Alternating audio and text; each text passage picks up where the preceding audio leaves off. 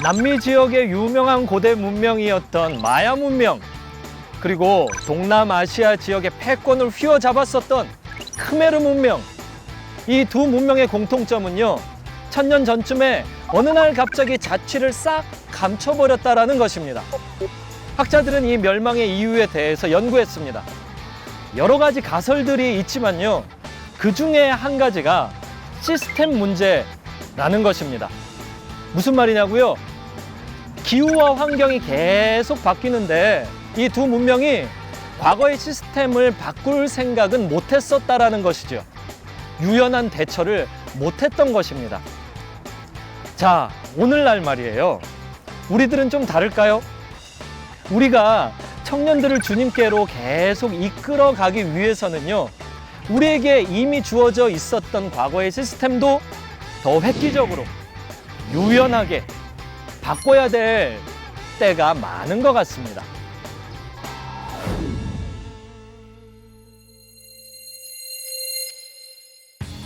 대학 체프를 통한 청년전도 이야기로는 명지대학교의 경우를 우리 런에서 함께 만나봤었죠. 이처럼 젊은이들이 많이 모여있는 학교나 군대 같은 경우를 흔히 청년전도의 황금어장이라고 합니다. 그럼 이 황금어장에서 만선의 기쁨을 누리고 있는가? 그게 좀 쉽지가 않죠. 체플에 대한 논란도 크던 작던 늘 있어 왔습니다. 법적으로 보면 98년도 대법원 판례에서 체플 수업에서 세례를 억지로 받으라고 하지 않으면 종교의 자유 침해는 아니다라고 결론 지어진 바 있습니다. 그래도 체플 시간에 대부분의 강사들은 자신의 메시지에 강제적으로 집중하라고 하지 않기 때문에 학생들은 체플 시간을 적당한 휴식 시간 정도로 인식하는 경우가 많은 게 사실입니다. 9시 반 시작했는데 이렇게 일찍 온 이유가 있어요? 아, 예, 먼저 가서 자리를 먼저 잡으려고. 자리를 왜 먼저? 가장 듣기 좋은 자리가 있거든요. 혹시 종교 있으세요? 크리스천이세요? 아니요, 무교예요. 오늘 왜 이렇게 좀 일찍 오셨어요? 9시 반부터 시작이라고 알고 있는데. 체플 재밌어가지고 그냥 친구들도 일찍 와가지고 와서 기다리고 있어요. 자, 음향 다 체크됐죠? 오픈하도록 하겠습니다.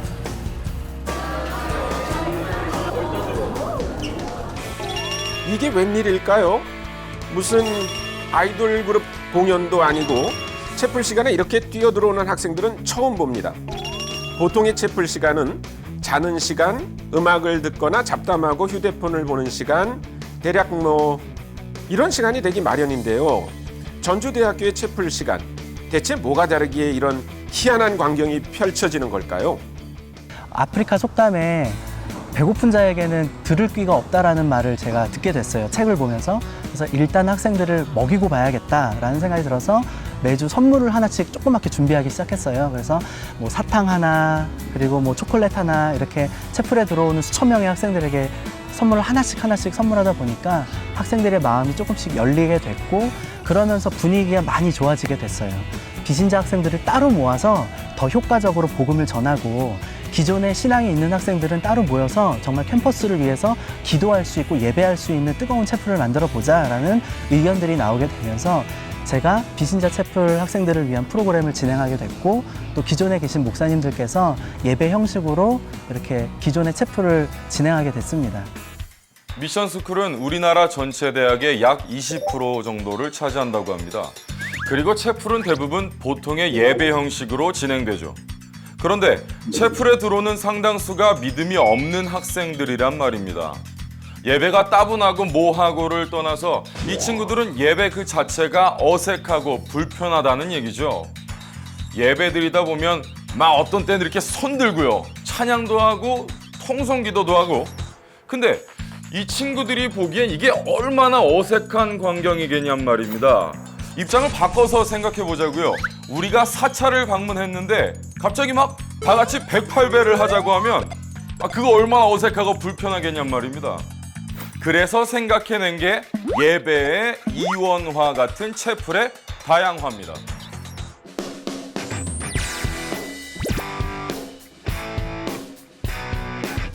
근데 우리가 하나님에 대해서 혹은 사람에 대해서 예수님에 대해서 여러 가지 기초적인 것들을 다 배워왔지만 실은 오늘 이야기한 이 사랑이라는 주제에 대해서 우리가 알지 못하면 우리가 과연 크리스찬이라고 이야기할 수 있을까라는 의구심이 들 정도로 아주 중요한 주제가 이 사랑이라는 주제예요.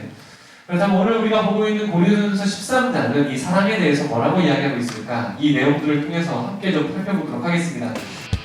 믿지 않는 학생들을 좀 더 배려하기 위해서 요즘엔 미션 스쿨들은 다각도의 노력을 하고 있는데요. 그 노력은 이원화 채플로 나타나는 것 같습니다. 귀신자랑 같이 드렸을 때는 좀 눈치 보고 하는 게 있었는데 아무래도 신자끼리 드리다 보니까 좀 더 자유롭게 사람 신경 쓰지 않고 예배 드릴 수 있게 돼서 좋은 것 같습니다.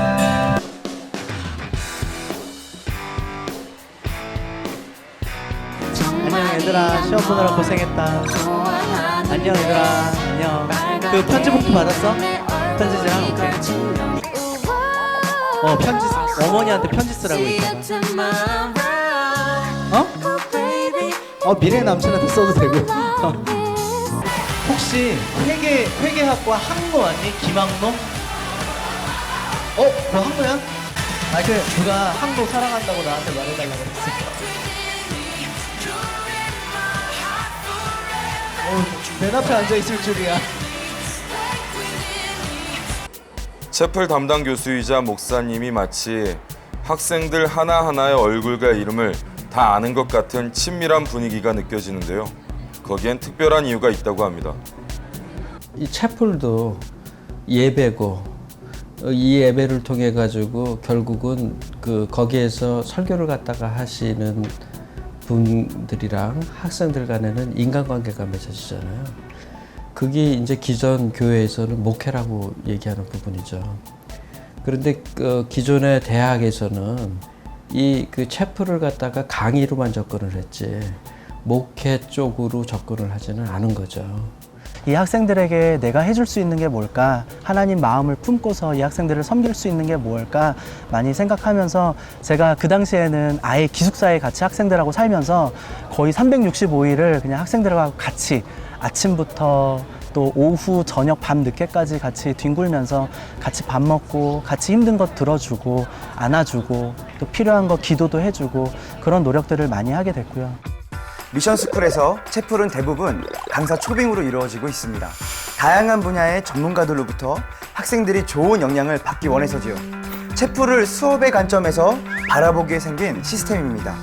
전주대학교는 2012년부터 오히려 채플 고정교수 도입제를 시도했습니다. 한 학기 내내 익숙한 사람이 학생들을 찾아가고 소통하며 대화하면서 지속적인 친밀감을 유지하기 위해서였습니다. 이것은 채플을 수업이 아닌 목회의 관점에서 바라봤기에 생긴 시스템입니다. 어서 주세요.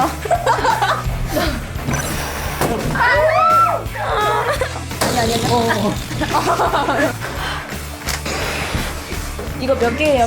오늘 진짜 봉사 처음 와갖고 고생하셨다. 오자마자. 얘들아, 그 한지로는 뭐 만들 거야? 카네이션이요. 한지로 카네이션? 네. 어디에다가 또? 입구요. 문에. 들어오기 전에 진짜 멋있겠다.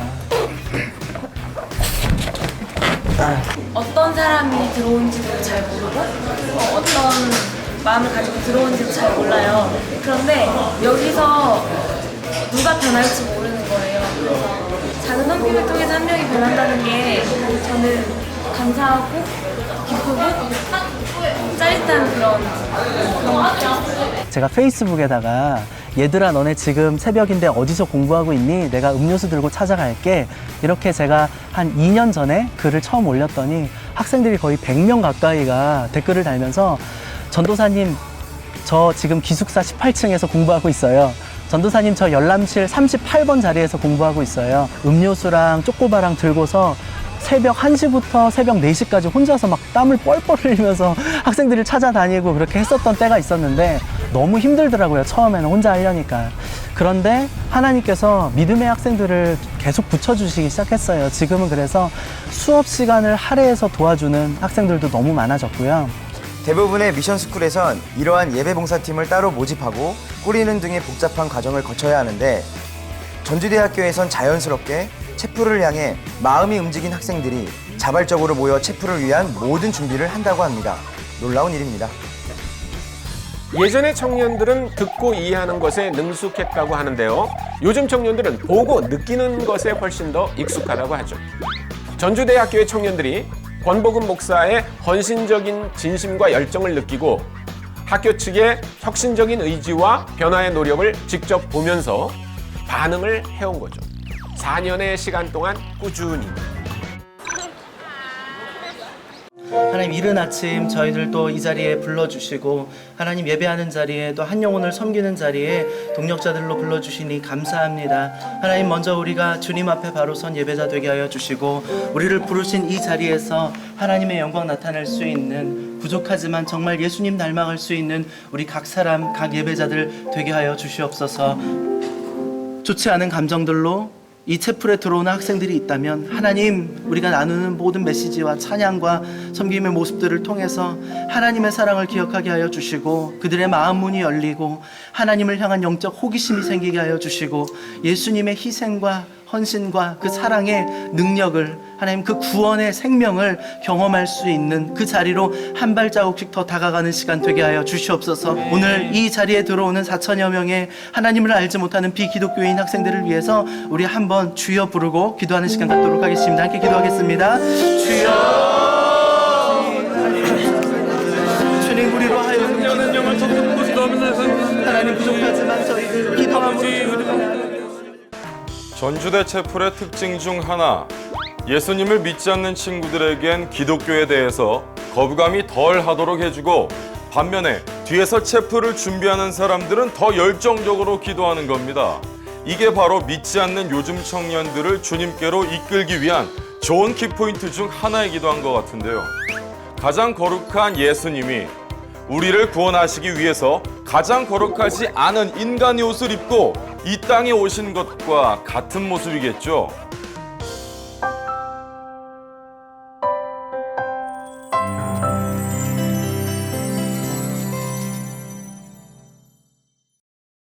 우리 집에 계신 부모님들 생각하면서 오늘 특별히 어버이 채플로 드릴 건데요. 우리 집에서 우리를 그동안 그렇게 이끌어주시고 키워주신 어버이 부모님들께 감사하는 마음으로 박수하고 시작할까요? 집에 계신 부모님들께. 자, 오늘 제목이 여러분 감탄하라 그리고 사랑하라라는 제목으로 여러분하고 이야기 나누고 싶은데요. 여러분 우리가 기분 좋을 때 나오는 이 호르몬이 있어. 웃을 때 나오는 호르몬 뭔지 아세요? 막 웃긴 거 보고 기분 좋아지면 막 뭐가 나온다고 하지 몸에서. 엔돌핀. 엔돌핀이 하는 역할이 정답 말했는데 박수 한번 쳐줍시다. 그래도 되게 엔돌핀 막 이러면서 얘기했는데 근데 중요한 거 감탄할 때 사람이 감탄할 때 몸에서 호르몬이 나와요. 다이놀핀이라는 호르몬이 나오는데 이 다이놀핀이 하는 역할은 엔돌핀이 하는 역할을 비슷하게 하는데 약 4,000배의 역할을 한대요.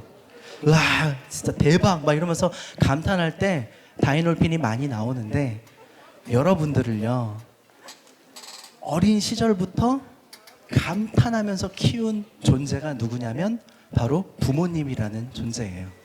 생각해보세요. 지구상에 어떤 동물이 자기 새끼를 보면서 감탄사를 남발합니까? 딱 우리 사람들만 자기 새끼를 향해서 끊임없이 감탄해요. 다이놀핀이 엄마의 몸에서도 나오지만 그걸 듣는 아기의 몸에서도 막 나오는 거야. 아우 내 새끼 진짜 너무 예뻐. 알아듣는지 못 알아듣는지 모르겠지만 어우 잘했어 잘했어. 아기가 뭐 별거 안 했어. 아기가 똥을 쌌어. 엄마들 뭐라 그래요? 감탄해요. 어우 내 새끼 똥도 향기로워 막 이러면서 밥 먹다가도 똥 치우고 그래요. 우리 엄마들을 바보로 만드는 존재, 끊임없이 감탄을 하게 하는 존재가 누구라고요?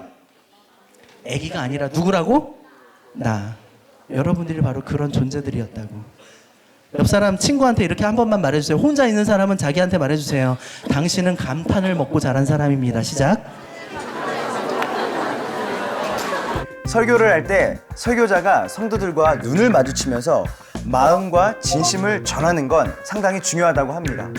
그런데 교회 안에서도 성도들과 눈을 마주치면서 자연스럽게 대화하듯 설교하는 방식이 널리 퍼지게 된 게 그리 오래된 일이 아닙니다. 16세기부터 설교자들은 완벽하게 준비된 설교문을 2시간이고 4시간이고 성도들에게 줄줄 읽어주는 경우가 많았습니다. 성도들 얼굴이 아닌 설교문을 보고 말씀을 전했던 거죠. 하지만 90년대 초반 이후에 설교학에서는 스토리텔링이 설교의 핵심이라고 강조하고 있습니다. 아이 컨택 같은 비언어적 수단에도 신경을 쓰고 설교자와 성도 간 상호 커뮤니케이션이 잘 돼야 복음도 더 효과적으로 전달된다는 거죠. 자, 저랑 어버이날 채플을 맞이해서 이벤트를 지금 하나 진행을 할 거예요. 핸드폰을 다 꺼내주세요. 그리고 집에 계신 부모님한테 문자 하나 보낼 거예요. 문자 보낼 때 힌트, 방금 보였던 그 감탄사 하나를 넣어서 와, 엄마 사랑해요. 혹은 아빠 완전 사랑해요. 그동안 여러분 감탄을 먹고 자랐어요. 이제 우리가 좀 돌려드릴 때가 된 것 같아. 부모님한테 감탄사를 넣어서 자, 문자 보내시고 단문 오는 사람 저한테 딱 손 들어주세요. 뭘 빨리빨리 뭐. 어디 나와봐. 박수 한번 부탁드립니다. 아니 네, 선물 주려고 그러지. 평소랑 선물 퀄리티가 달라요. 니네 줄 게 아니라 부모님 줄 거라서. 자, 어머니랑 전화 연결을 한번 시도해 보도록 하겠습니다. 자,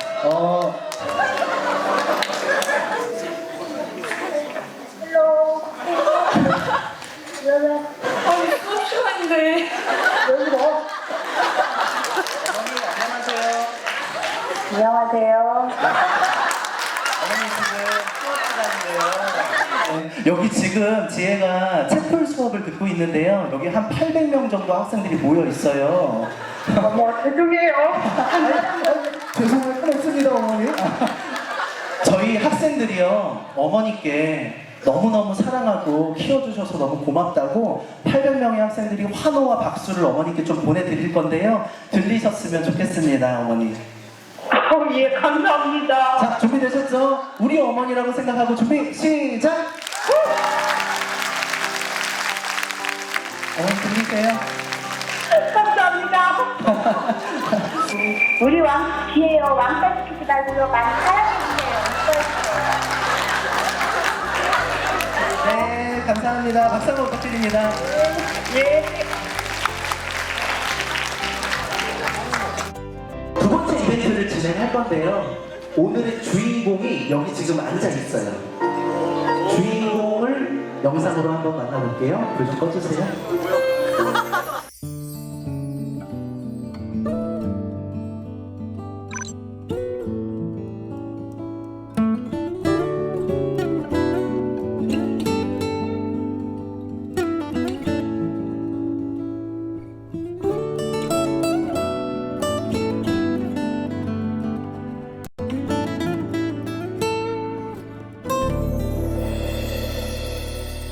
앞자리로 좀 모시고 싶은데 큰 박수로 좀 나오실 때까지 큰 박수로. 네. 영상을 제가 점심 식사 때 받았어요. 지금 바로 해갖고 어머니 지금 얼떨떨 하신 것 같은데, 부모님 같이 참석할 수 있는 사람 이렇게 글을 올렸는데 이 주리 학생한테 연락이 왔어요. 어머님 좀 축하해드리고 싶고 축복해드리고 싶은데 같이 참여할 수 있을까요? 오케이, 내가 어떻게 해서든 이벤트 한번 준비해 볼게 해서 주리가 직접 영상도 어제 막 신랑이랑 제작하고 어머니 사랑하는 마음 마주보고서는 도저히 못하겠나 봐요. 그래서 영상으로 이렇게 마음을 좀 많이 담았는데 감동 많이 받으셨어요, 어머니? 네, 계속 눈물 흘렸어요. 눈물 계속 흘려도요. 박수 한번 부탁드려요, 우리 어머니한테. 여러분, 우리 모두의 어머니입니다. 사실 우리 주리 학생만의 어머니가 아니라 우리 집에 계신 부모님 다 똑같죠. 우리 주리한테 뿐만 아니라 여기 다 딸 같고 아들 같은 우리 학생들인데 좀 해주고 싶으신 말씀 있으시면. 여러분 정말 뵙게 돼서 반갑고 너무너무 감사합니다. 특히 교수님 오늘 강의하셨는데 너무 감동적이었어요. 너무 감사합니다. 저설 먹이고 그리고 여러분이 기어다니고 그런 말을 배울 때까지 엄마 아빠의 손길이 정말 엄청난 그런 사랑 속에서 여러분 자랐습니다. 부모님들은 모두가 여러분들이 잘 되길 바라고 여러분들이 바르고 아름답게 자라기를 바라고 눈물로 기도하면서 여러분들을 양육하고 있습니다. 그러니까 여러분 정말 훌륭한 엄마 아빠 되시기 바랍니다. 감사합니다. 너무너무 감사합니다, 어머님. 여러분 기억해 주세요. 여러분들은요, 감탄 받으면서 자란 사람들이에요. 그리고 그렇게 우리를 키워주신 분이 우리 부모님들이고, 세상에 어떤 종교가 우리를 향해서 자녀라고 부릅니까? 오직 하나님만, 기독교의 하나님만 여러분들 향해서 사랑한다 고백하고 여러분들을 자녀로 불러주십니다. 목사님, 저도 그거 누릴 수 있나요? 그 행복, 그 감격 누릴 수 있나요? 네. 근데 아무나 누릴 수는 없어요. 예수님의 그 이름을 믿는 사람들에게는 하나님의 아들, 딸, 자녀가 될 수 있는 자격과 권세를 주신다고 했으니까요. 그 능력을 한번 경험해보고 싶은 분들 체크해 주셔서 나가실 때 잘 제출해 주시면 좋겠습니다. 감탄하라 그리고 사랑하라, 한 학기 동안 저랑 함께 해주신 여러분들 너무너무 사랑합니다. 그리고요, 제가 여러분들을 위해서 마지막으로 기도하고 마칠게요. 하나님 감사합니다. 우리들에게 허락하신 부모님께도 효도하고 사랑할 수 있는 우리가 되게 해주시고, 우리의 삶에 하나님의 사랑을 늘 경험하며 살아갈 수 있는 우리 학생들 되게 하여 주시옵소서. 예수님의 이름으로 기도합니다. 아멘. 사랑합니다, 여러분. 다음 주에 봬요. 숲을 통해서 엄마한테 사랑한다고 말할 수 있는 기회도 돼서 좋았고, 선물도 주셔서 너무너무 감사해요. 채플짱. 좀 감동받는 거? 그런 건 있어요. 매 시간마다. 교수님 법작을 해서 무슨 일인가 싶어서 달려왔는데 이 생각도 않은 이벤트가 이렇게 기다리고 있어서 감동을 했고, 우리 주리한테 고맙고 우리 학교 측에 감사하고 목사님한테 감사하고.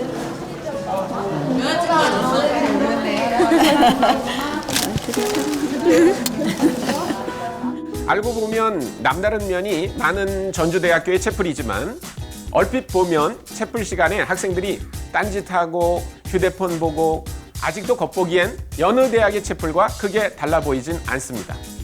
하지만 권복음 목사와 다양한 루트를 통해 소통하고 댓글을 달고 하는 학생들의 반응을 보면 보이지 않는 복음과 사랑의 영향력이 분명히 꾸준히 자라오고 있다는 걸 알 수 있습니다. 채플을 목회처럼 시스템을 완전히 바꾸는 헌신과 혁신으로 거듭난 전주대학교 채플. 지난 4년간의 노력이 학생들의 반응과 변화의 모습들을 보니 결코 헛된 게 아닌 것 같습니다. 방향성이 올바른 시스템의 변화가 전주대 채플을 통한 청년 전도를 좀 더 효과적으로 가능케 한 거죠. 결국은 사람의 헌신과 노력이 가장 근본적이라는 걸 알 수 있죠.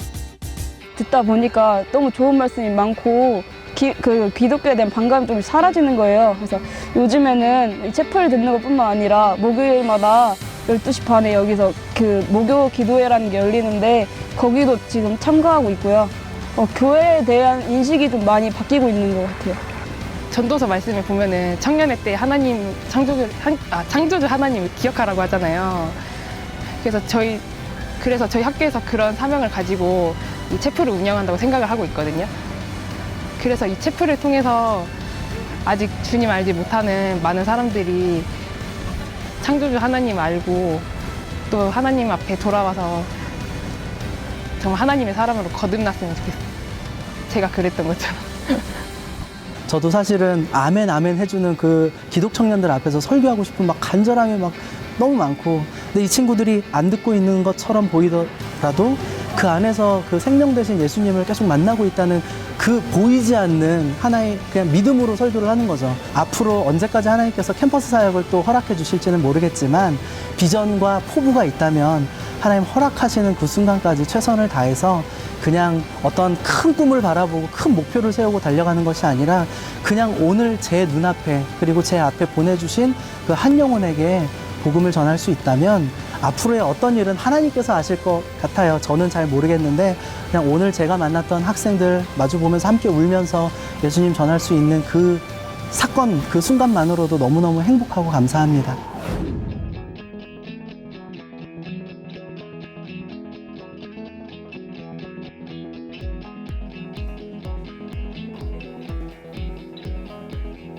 저걸로 하겠습니다.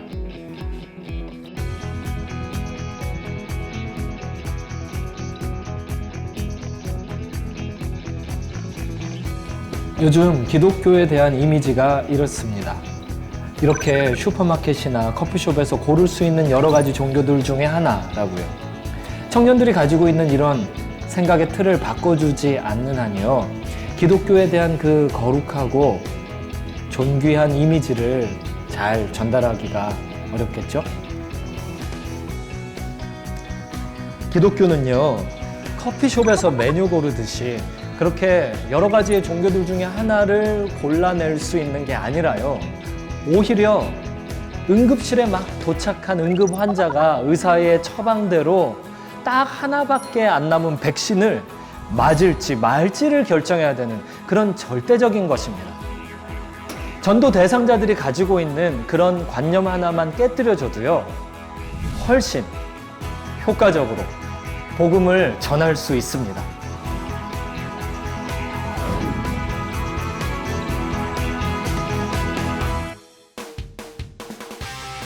변화를 받은 청년들이 자기가 가진 재능으로 세상에 나가서 어떤 즐거운 사고를 치는지 한번 같이 보시겠습니다.